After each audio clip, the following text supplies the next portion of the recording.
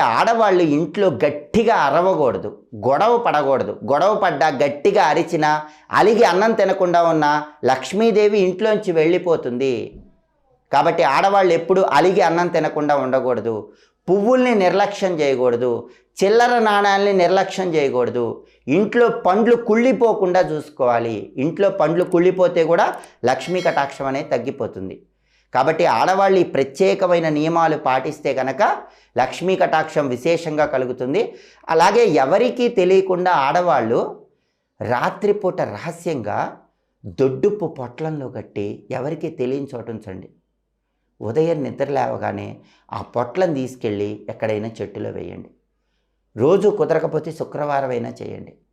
ఇలా చేస్తే లక్ష్మీదేవి మీ ఇంట్లో తిష్ట వేసుకొని కూర్చుంటుంది. ఆడవాళ్ళు ఈ ప్రత్యేకమైన సూచనలు పాటించండి. లక్ష్మీ కటాక్షానికి సులభంగా పాతులకండి. సర్వే జనా